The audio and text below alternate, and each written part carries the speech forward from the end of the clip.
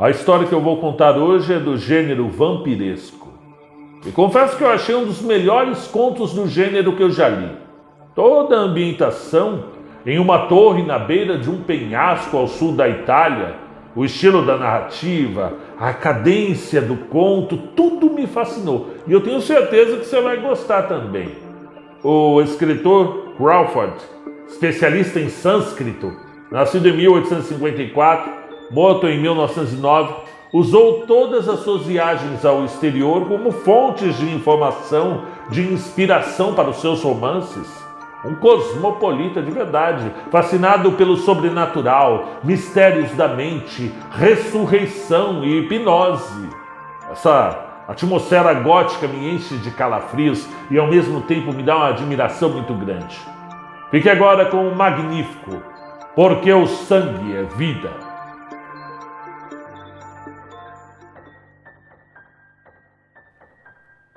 Jantamos ao crepúsculo, na ampla cobertura da antiga torre, porque lá era mais fresco durante o período de calor intenso do verão. Além disso, a pequena cozinha fora construída num canto da grande plataforma quadrangular, o que tornava mais fácil transportar os pratos do que descer com eles pelos degraus íngremes de pedra, quebrados em alguns lugares e desgastados pelo tempo. A torre era uma das que tinham sido construídas em toda a extensão da costa ocidental da Calábria, pelo imperador Carlos V, no início do século XVI, para afugentar os piratas bárbaros, na época em que os infiéis aliaram-se a Francisco I contra o imperador e a igreja. As torres estavam em ruínas, algumas ainda se mantinham de pé, intactas, e a minha era uma das maiores. Como passou a fazer parte do meu patrimônio 10 anos atrás e por que eu passava lá uma parte do ano, são tópicos que não interessam a esta narrativa. A torre se ergue num dos lugares mais isolados do sul da Itália, na ponta de um cabo curvo e pedregoso que forma um porto natural e seguro no extremo sul do Golfo de Policastro, junto ao norte do cabo Scalea, local de nascimento de Judas Iscariotes, conforme a lenda local. A torre se acha isolada na ponta arredondada de uma rocha, e desse ponto em diante, num raio de 5 quilômetros, não se vê sequer uma casa. Quando vou lá, levo comigo 2 marinheiros, sendo que um deles é um bom cozinheiro. E quando vou embora, a torre fica a cargo de um homenzinho parecido com um gnomo, que trabalhara como mineiro e há muito se afeiçoara a mim. Meu amigo, que algumas vezes me visita durante o meu isolamento no verão, é artista por escolha profissional, escandinavo de nascimento e cosmopolita por força das circunstâncias. Jantamos ao crepúsculo. O fulgor do pôr do sol tinha se avermelhado e se dissipado outra vez, e o tom purpúreo do entardecer impregnara a vasta cadeia de montanhas que envolve o Golfo profundo no lado oriental e se eleva cada vez mais para o sul. Fazia calor e nos sentamos no canto do terraço que é voltado para o continente, aguardando a brisa noturna descer das colinas. A cor esmoreceu, houve um pequeno intervalo de penumbra acinzentada e da porta aberta da cozinha, onde os homens jantavam, uma luz emitiu um raio amarelo. De repente, a lua surgiu acima da crista do cabo, inundando o terraço e iluminando abaixo de nós cada pedra e moita até a beira da água inerte. Meu amigo acendeu o cachimbo e sentou-se dirigindo o olhar para um ponto na encosta da montanha. Eu sabia para onde ele olhava e durante muito tempo me perguntara se ele se deteria em algo naquele local que cativasse sua atenção. Eu conhecia bem aquele lugar. Era evidente que, afinal, estava interessado, embora tenha se passado um longo tempo até ele se pronunciar. Como a maioria dos pintores, confia na própria visão, como um leão confia na própria força e um veado na própria velocidade. E Roger sempre se perturba quando não consegue conciliar o que vê com aquilo que acredita ver. É estranho, disse. Está vendo aquele montículo naquele lado da rocha? Sim, disse eu, e imaginei o que se seguiria. Parece um túmulo, observou. Verdade, parece um túmulo. Sim, prosseguiu meu amigo, com os olhos fixos no lugar. O estranho é que vejo o corpo deitado sobre o túmulo. É claro, continuou Roger, virando a cabeça para o lado como fazem os artistas. Deve ser efeito da luz. Em primeiro lugar, não é um túmulo de jeito nenhum. Em segundo, se fosse uma sepultura, o corpo estaria dentro dela e não do lado de fora. Portanto, trata-se de um efeito do luar. Não está vendo? Perfeitamente. É o que sempre vejo nas noites enluaradas. Não lhe parece interessar muito? Disse Roger. Ao contrário, me interessa, embora eu já tenha me acostumado. Você não está de todo enganado. O montículo é realmente um túmulo. Tolice! Exclamou Roger incrédulo. E presumo que você me dirá que o que eu vejo lá deitado seja realmente um cadáver. Não, respondi. Não é? Eu sei disso porque me dei ao trabalho de ir lá ver. Então o que é? Perguntou Roger. Nada. Não é nada. Suponho que queira me dizer que é um efeito de luz. Talvez seja, mas o inexplicável é que não faz qualquer diferença se a lua surge ou se põe, se é crescente ou minguante. Seja qual for o luar, do leste ou do oeste ou do alto, contanto que se reflita na sepultura, é possível ver o contorno de um corpo por cima da pequena elevação. Roger remexeu o cachimbo com a ponta da faca e, em seguida, usou o dedo para socá-lo. Quando o fumo queimou bem, ele se levantou da cadeira. Se não se importa, disse ele, eu vou lá dar uma olhada. Ele me deixou, atravessou o terraço e desapareceu ao descer os degraus escuros. Não me mexi, permanecendo sentado até que ele saísse da torre. Ouvi-o cantarolando uma cantiga antiga dinamarquesa enquanto caminhava pela clareira à luz intensa da lua, na direção do montículo misterioso. Quando estava a uma distância de 10 passos, Roger parou e, de repente, avançou 2 passos e em seguida retrocedeu 3 ou 4. E então parou de novo. Eu sabia o que isso significava. Ele tinha chegado ao ponto onde a coisa não era mais visível. Onde, conforme ele diria, o efeito da luz se alterava. E então continuou até chegar ao montículo e ficou de pé sobre ele. Eu ainda conseguia ver a coisa, mas não estava mais deitada, e sim ajoelhada, curvando os braços brancos ao redor do corpo de Roger e olhando para cima na direção do seu rosto. Uma brisa fria alvoroçou meu cabelo naquele instante, quando o vento noturno começou a descer as das encostas, mas parecia um sopro de outro mundo. A coisa, aparentemente, tentava se erguer, apoiando-se em Roger, que permanecia de pé, totalmente alheio à sua presença, e olhando em direção à torre, que é muito pitoresca quando o luar se projeta daquele lado. Volte! Volte! Gritei. Não fique aí a noite toda! Pareceu-me que, ao descer do monte, ele se movia com relutância, ou mesmo com dificuldade. E era isso mesmo. Os braços da coisa ainda estavam em torno da cintura de Roger, mas os pés não conseguiam deixar o túmulo. À medida que ele caminhava, lentamente, a coisa era arrastada e se alongava formando uma guirlanda de névoa, fina e branca, até que eu vi, distintamente, Roger se sacudir, como alguém que sente um calafrio. No mesmo instante, veio através da brisa um gemido de dor. Talvez fosse o som de uma pequena coruja que vive nos rochedos.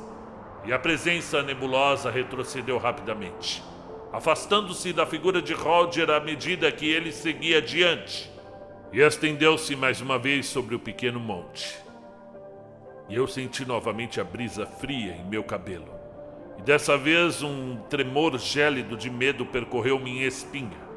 Lembrava-me muito bem de que uma vez fora sozinho àquele lugar, ao luar também, de que na realidade, ao me aproximar, nada tinha visto. De que, assim como Roger me detivera na elevação e me lembrara de como, ao retornar, certo de que nada havia lá, tivera súbita convicção de que, afinal, havia qualquer coisa. Tinha alguma coisa. Bastaria que eu olhasse atrás de mim.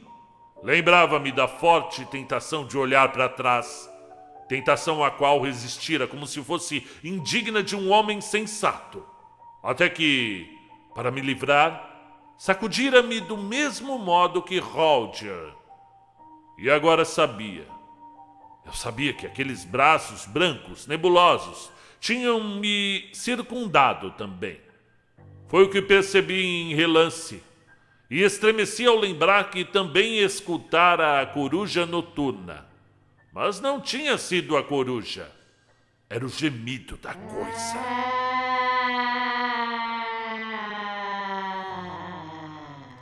Reabasteci o cachimbo e enchi uma taça com forte vinho sulista. Em menos de um minuto, Roger estava novamente sentado ao meu lado. É claro que não há nada lá, disse ele. Mas mesmo assim, é assustador. Sabe que no caminho de volta tive certeza de que havia algo atrás de mim. E por isso eu queria me virar para olhar para trás.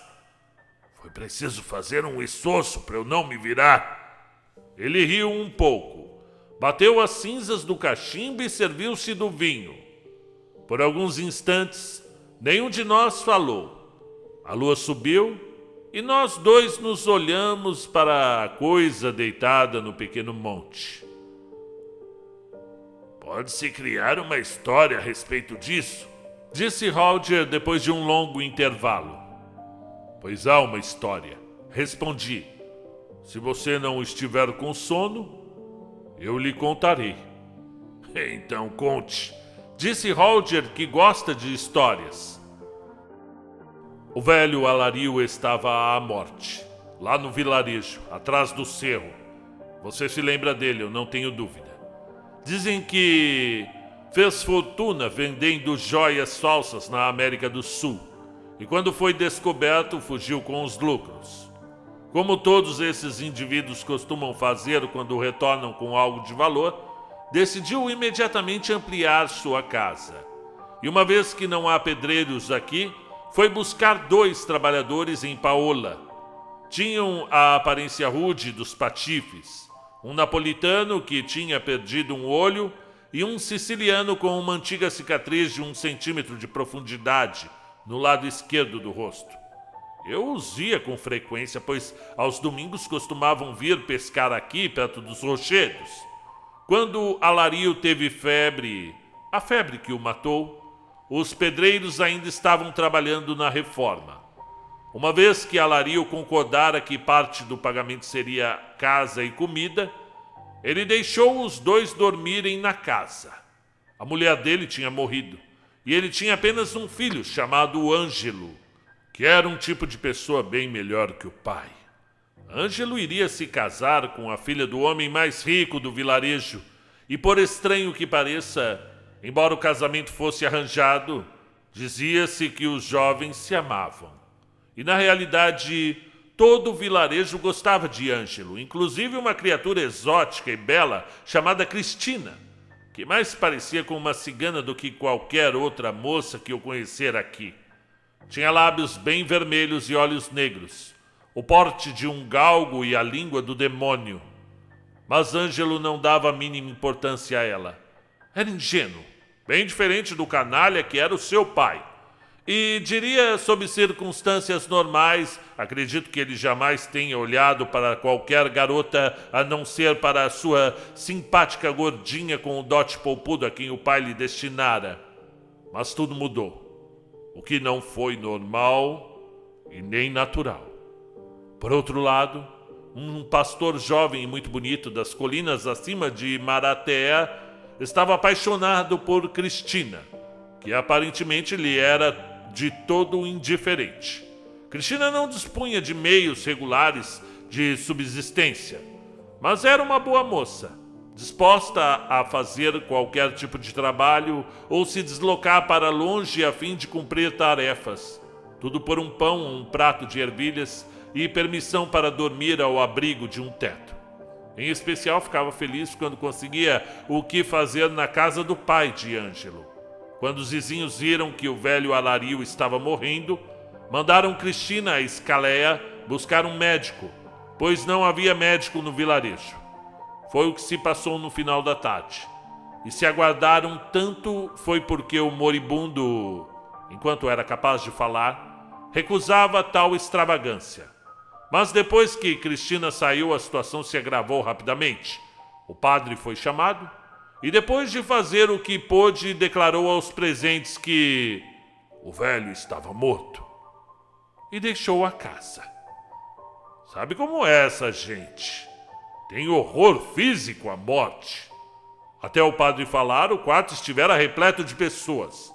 Mal acabara de pronunciar as palavras e o cômodo se esvaziou. Já era noite. Desceram correndo os degraus escuros e foram para a rua. Ângelo estava ausente. Cristina não tinha voltado. A criada que assistira ao doente saiu às pressas com os demais e o corpo ficou lá, sozinho, à luz trêmula de uma lamparina de cerâmica. 5 minutos depois, 2 homens olharam cautelosamente para dentro do quarto e se aproximaram da cama. Eram eles o pedreiro napolitano de um olho só e o companheiro siciliano. Sabiam o que queriam. Num instante, puxaram por debaixo da cama uma caixa revestida de ferro, pequena e pesada, e muito antes que alguém pensasse em voltar para ver o morto, já tinham deixado a casa e o vilarejo, protegidos pela escuridão. Foi bem fácil, pois a casa de Alario é a última na direção do penhasco que termina aqui. E os ladrões, simplesmente, saíram pela porta dos fundos, passaram por cima do muro de pedra e não correram risco algum, a não ser o de encontrarem algum camponês retardatário, o que seria bastante improvável, pois eram poucos os que utilizavam aquela trilha. Levaram pá e picareta e percorreram o caminho até aqui, sem nenhum atropelo. Estou lhe contando esta história por como deve ter acontecido, porque, é claro, quanto a essa parte não houve testemunhas.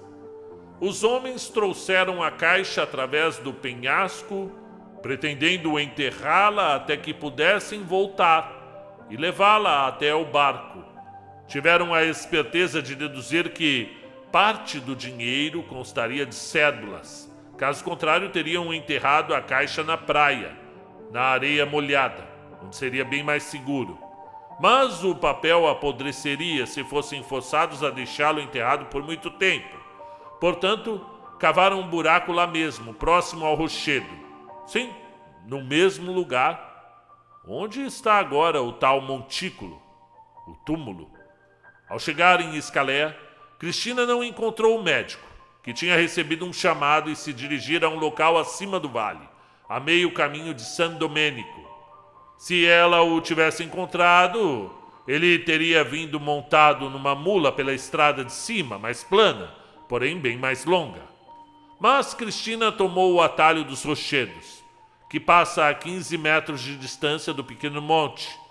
Os homens estavam cavando quando ela passou pelo local, e Cristina ouviu-os trabalhando. Não era do seu feitio ir embora sem descobrir que barulho era aquele, pois nada temia na vida e, além disso, pescadores costumavam vir à terra firme durante a noite para pegar uma pedra que servisse de âncora ou gravetos para acender o fogo. A noite era escura e provavelmente quando Cristina percebeu o que faziam, já se achava muito perto deles. É claro que já os conhecia. E eles a conheciam também. E os dois sujeitos entenderam imediatamente que, bem, estavam nas mãos dela. E só havia uma coisa a se fazer para se manterem seguros. E foi o que fizeram. Golpearam-lhe a cabeça. Cavaram um buraco profundo. E enterraram rapidamente a garota com a arca de ferro. Devem ter pensado que a única possibilidade de escaparem de suspeitas seria regressar ao vilarejo antes que sua ausência fosse notada. Portanto, retornaram imediatamente, sendo vistos, meia hora depois, tagarelando calmamente com um homem que estava construindo o caixão de Alario. Ele era conhecido dos dois pedreiros e tinha feito reparos na casa do velho Alario. Pelo que aprendi, Ângelo, o filho, e a criada que mencionarei eram as únicas pessoas que supostamente tinham conhecimento do local onde Alario guardava o tesouro. Ângelo estava ausente. Foi a mulher que descobriu o roubo. É bem fácil entender por que ninguém mais sabia onde estava o dinheiro. O velho mantinha a porta trancada e a chave no bolso quando saía de casa, e não deixava a mulher entrar para limpar o cômodo a não ser na sua presença. No entanto, todo o vilarejo sabia que o dinheiro estava em algum lugar, e os pedreiros provavelmente descobriram o esconderijo da arca subindo pela janela durante a ausência de Alario. Se o velho não tivesse delirado até perder a consciência, sua agonia teria sido terrível por causa dos bens. A fiel serviçal esqueceu-se da existência da arca somente por alguns instantes quando, horrorizada com a morte, fugiu com os demais. Não se passaram 20 minutos até ela retornar com as duas bruxas horrendas, que sempre são chamadas para preparar os mortos para o enterro. E ainda assim, não teve de início a coragem de se aproximar da cama, mas fingiu derrubar algum objeto. Ajoelhou-se como se o procurasse e olhou por baixo da cama. As paredes do quarto tinham sido recentemente caiadas até o chão, e ela viu de relance que a arca se fora. A arca estivera lá à tarde, e, portanto, fora roubado durante o curto intervalo em que ela tinha se afastado do quarto. No vilarejo não há carabineiros nem nada parecido com um guarda municipal, pois não há municipalidade. Era como se o local não existisse. Scalea se responsabiliza pelo povoado de algum modo misterioso, e são necessárias horas para se conseguir retirar alguém de lá. E não ocorreu à idosa, que passara a vida toda no vilarejo, pedir socorro a qualquer autoridade civil. Simplesmente saiu correndo às escuras, gritando que a casa do patrão falecido tinha sido roubada. Muita gente veio ver, mas de início ninguém se prontificou a ajudá-la. Muitos, julgando que ela faria o que eles próprios fariam, sussurravam entre si que ela, provavelmente, roubara o dinheiro. O primeiro a agir foi o pai da jovem com quem Ângelo estava para se casar. Tendo reunido os familiares interessados na riqueza que estavam prestes a possuir, declarou que, na sua opinião, a arca tinha sido roubada pelos dois pedreiros que se alojaram na casa. Comandou uma busca aos dois, que naturalmente começou na casa de Alario e terminou na oficina do carpinteiro, onde os ladrões foram encontrados discutindo a respeito de uma medida de vinho, próximos ao caixão semi-acabado, à luz de uma lamparina de cerâmica cheia de óleo e sebo.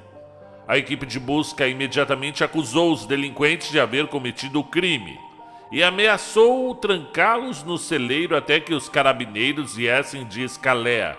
Os dois homens se entreolharam por um momento e, em seguida, sem a mínima hesitação, apagaram a única lamparina, agarraram o caixão inacabado que estava entre eles e, usando-o como um ariete, atacaram os agressores na escuridão. E em poucos instantes estavam fora de alcance. Este é o final da primeira parte da história. O tesouro desaparecera. E como não se discutiu nenhum sinal dele às pessoas, naturalmente, presumiram que os ladrões conseguiram levá-lo. O velho foi enterrado, e quando Ângelo afinal retornou, precisou pedir dinheiro emprestado para pagar um mísero funeral, e mesmo assim teve alguma dificuldade em fazê-lo. Nem era preciso que lhe dissessem que, ao perder a herança, tinha perdido a noiva. Nessa região do mundo, casamentos se realizam de acordo com os rígidos princípios de negócios. E se o dinheiro prometido não chega no dia estipulado, a noiva ou o noivo cujos pais não conseguiram fornecer a determinada quantia devem se retirar, pois não haverá casamento. Pobre Ângelo, bem o sabia. Seu pai não possuía terras, praticamente. E agora que o dinheiro em espécie que ele trouxera da América do Sul tinha desaparecido, nada restara a não ser dívidas relativas ao material de construção que seria usado na ampliação e melhoria da casa antiga. Ângelo empobreceu e a gordinha simpática que lhe teria sido destinada torceu o nariz para ele no melhor estilo. Quanto a Cristina, vários dias se passaram até que sua ausência fosse notada, pois ninguém se lembrava de que ela havia sido enviada a Escalé para buscar o médico que nunca chegara. Ela costumava desaparecer daquele mesmo modo, dias seguidos, quando encontrava um pequeno trabalho aqui e ali nas fazendas situadas entre as colinas.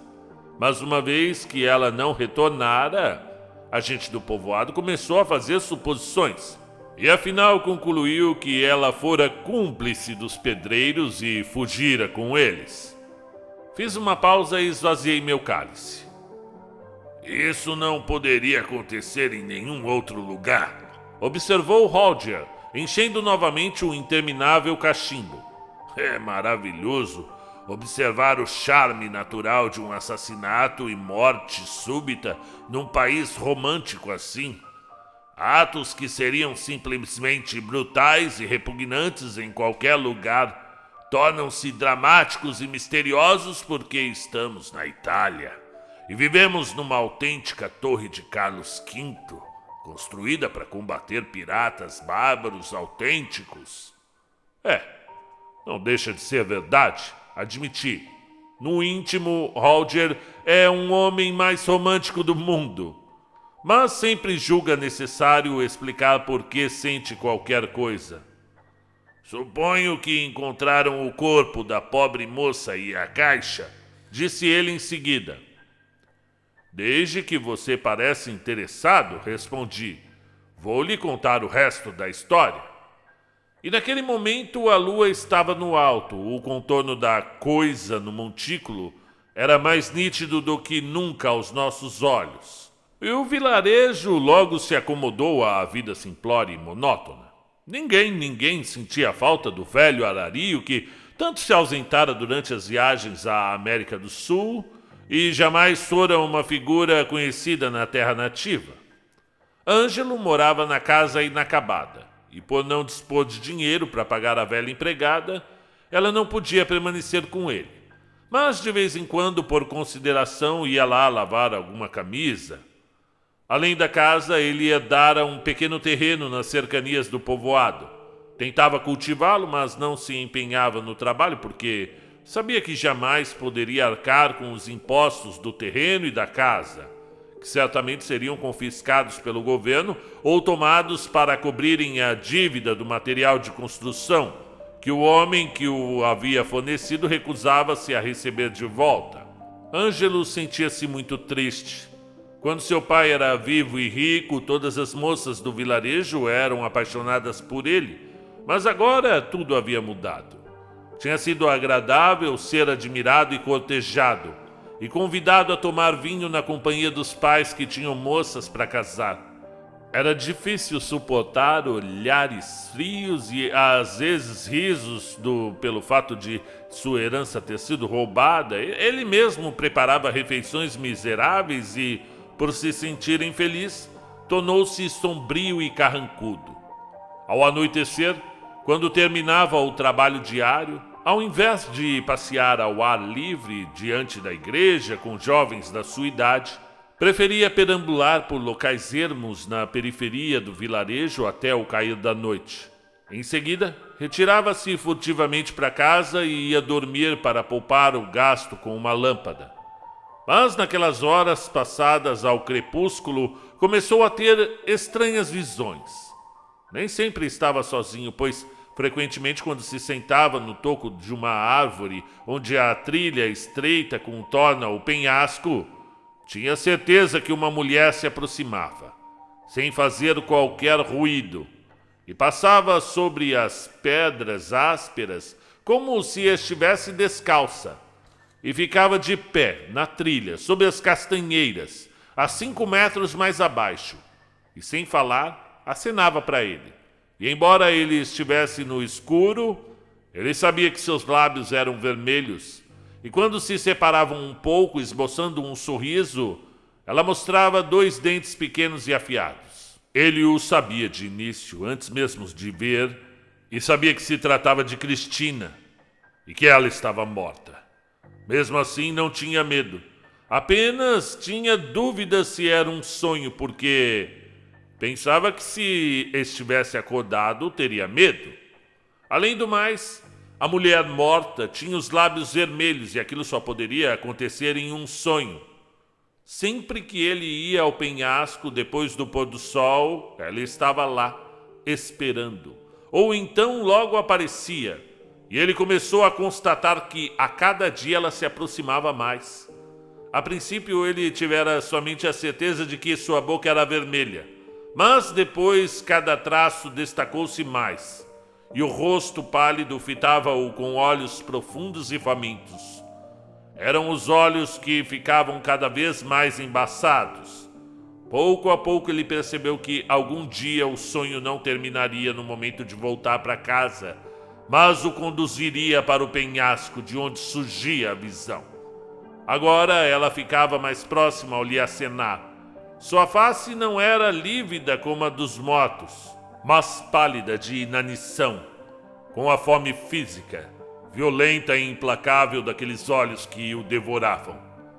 Eles se banqueteavam com sua alma e o enfeitiçavam, e finalmente se aproximaram dos olhos dele e os dominaram. Ele não sabia dizer se aquele hálito era quente como fogo ou frio como gelo. Não sabia dizer se os lábios queimavam os dele ou se os congelavam, ou se os 5 dedos marcavam seus punhos com cicatrizes abrasadoras ou se lhe cortavam a carne como a geada. Não sabia dizer se estava acordado ou dormindo, se estava vivo ou morto, mas sabia que ela o amava, a única entre todas as criaturas, terrenas ou não, e o seu feitiço o dominava. E quando a lua ergueu-se naquela noite, a sombra da coisa não estava sozinha sobre o montículo. Na madrugada fresca, Ângelo acordou banhado de orvalho e o frio atingia-lhe a carne, o sangue e os ossos. Abriu os olhos diante da luz esmaecida e cinzenta e viu as estrelas ainda brilhando no alto.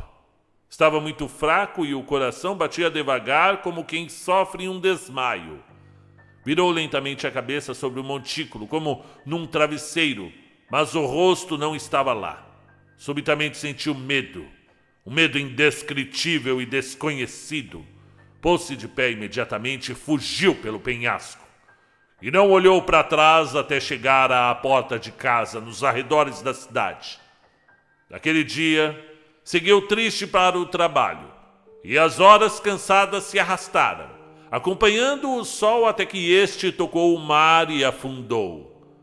E as magníficas montanhas escarpadas acima de Maratea tingiram-se de púrpura contra o fundo arroxeado do céu oriental. Ângelo apoiou a enxada pesada no ombro e deixou o campo. Sentia-se menos cansado agora do que pela manhã, quando começara a trabalhar, mas prometera a si mesmo que iria para casa sem se deter no penhasco, e jantaria o que de melhor pudesse preparar, e dormiria a noite toda em sua cama como um bom cristão. não seria tentado outra vez a seguir pelo caminho estreito, levado por uma sombra com lábios vermelhos e hálito gélido. Não teria outra vez aquele sonho de terror e êxtase. Agora estava próximo do vilarejo. Fazia meia hora que o sol se escondera, e o sino rachado da igreja propagava pequenos ecos dissonantes através dos rochedos, através dos barrancos, para avisar a todas as pessoas de bem que o dia tinha terminado. Ângelo parou por um instante onde o caminho bifurcava, onde seguia para o povoado à esquerda e na direção do penhasco à direita, onde um grupo de castanheiras avançava sobre o caminho estreito. Parou por um minuto, tirando o chapéu esfarrapado, o olhar voltado para o leste, onde o mar logo se desvanecia, e seus lábios se moveram quando ele recitou em silêncio a costumeira oração vespertina. Os lábios se moviam, mas no cérebro as palavras perderam o significado e se transformaram em outras, terminando num nome que ele pronunciou em voz alta. Cristina! Ao dizer o nome, sua força de vontade enfraqueceu de súbito. A realidade se foi e o sonho o dominou mais uma vez, levando-o rápido e continuamente como se ele fosse um sonâmbulo, descendo pela trilha acidentada na escuridão cada vez mais densa, deslizando ao seu lado. Cristina sussurrava sons estranhos e ternos ao seu ouvido. Sons que ele não poderia entender bem se estivesse desperto, mas nesse momento eram apenas palavras as mais fascinantes que ele jamais escutara na vida. E ela também o beijou, mas não na boca. Ele sentiu seus beijos afiados no pescoço branco e sabia que seus lábios eram vermelhos. E assim o sonho louco avançou rapidamente através do crepúsculo, da escuridão, do nascer da lua e de toda a glória da noite do verão.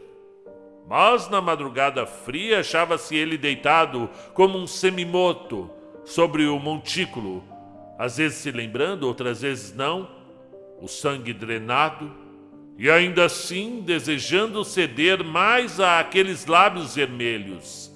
E então veio o medo, o terrível e inqualificável pavor, o horror mortal que guarda os confins do mundo que não vemos, nem conhecemos como conhecemos outras coisas, mas que sentimos quando de lá vem o frio cortante que nos congela os ossos e nos revolve os cabelos com um toque fantasmagórico.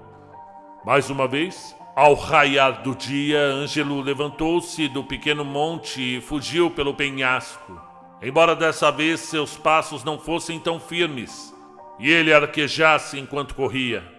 E quando chegou à fonte translúcida a meio caminho da encosta, caiu de joelhos e nela mergulhou o rosto inteiro, e bebeu água como nunca, pois era a sede do homem ferido que ficou deitado, sangrando a noite toda num campo de batalha. Agora ela o cativara, e ele não escaparia, e viria sempre ao anoitecer até que ela tivesse drenado a última gota de seu sangue. E era inútil, ao final do dia, dar a volta e tentar ir para casa por outro caminho que não lhe levasse ao penhasco, porque era inútil fazer promessas a si mesmo. A cada amanhecer, quando subia a trilha isolada da costa até o vilarejo, era tudo inútil, pois quando o sol incandescente afundava no mar e o frescor do anoitecer parecia surgir de um esconderijo para deleitar o mundo exausto, seus pés voltavam-se ao caminho antigo, e ela o esperava à sombra das castanheiras.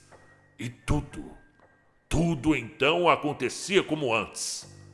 E ela beijava-lhe o pescoço branco, mesmo enquanto descia a trilha, envolvendo-o pelo braço. E quando o sangue dele falhava, ela se tornava a cada dia mais faminta e mais sedenta. E quando ele despertava de madrugada, era cada vez mais difícil se erguer para subir a trilha íngreme que conduzia ao povoado. E quando ia trabalhar, seus pés se arrastavam dolorosamente, e ele quase não tinha forças nos braços para empunhar a enxada, e agora raramente falava com qualquer pessoa. e comentavam que ele, bem, estava se consumindo por amor à jovem que deveria desposar quando perdeu a herança. E ao pensar nisso, eles riam a valer, pois este lugar não é muito romântico. Nesse ínterim, Antônio, o homem que cuidava da torre, regressou de uma visita aos parentes que residem perto de Salerno. Tinha se ausentado desde a morte de Alario e nada sabia sobre o caso que se passara. Disse-me que chegara ao final da tarde e se trancara na torre para comer e dormir, pois estava muito cansado. Já passava da meia-noite quando acordou e, ao olhar para fora, viu a lua minguante surgindo próximo ao topo da colina. Olhou na direção do montículo e viu algo, e não conseguiu mais dormir naquela noite. De manhã, quando saiu, já era dia claro, e nada se via no montículo a não ser pedras soltas e areia remexida. E mesmo assim ele não se aproximou do local. Seguiu em frente pela trilha que leva ao povoado e foi direto à casa do velho padre. Nessa noite passada eu vi uma coisa maléfica, disse. Eu vi como os mortos bebem o sangue dos vivos. E o sangue é vida. O sangue é a vida. Diga-me o que viu, disse o padre. Antônio lhe contou tudo o que tinha visto. Hoje à noite, o senhor precisa trazer seu livro e a água benta, acrescentou. Estarei aqui antes que o sol se ponha para ir lá com o senhor. E se agrada a vossa reverência jantarmos enquanto aguardamos, eu deixarei tudo pronto. Irei sim, respondeu o padre, pois li em livros a respeito desses seres estranhos, que não são nem vivos nem mortos, e que se mantêm sempre revigorados nas suas sepulturas, escapando ao anoitecer para saborear a vida e o sangue. Antônio não sabia ler, mas ficou satisfeito ao perceber que o padre entendia do assunto, pois é claro, os livros teriam fornecido a ele instruções sobre as melhores formas de aquietar para sempre a coisa semi-morta. Em seguida, Antônio foi para o trabalho, que consiste principalmente em se sentar ao lado do ensombreado da torre quando ele não está no alto de uma rocha segurando uma linha de pescar sem pegar coisa alguma. Mas, naquele dia, à luz do sol, foi 2 vezes olhar o montículo e procurou ao redor por algum buraco através do qual se pudesse sair e sentar. Mas nada encontrou.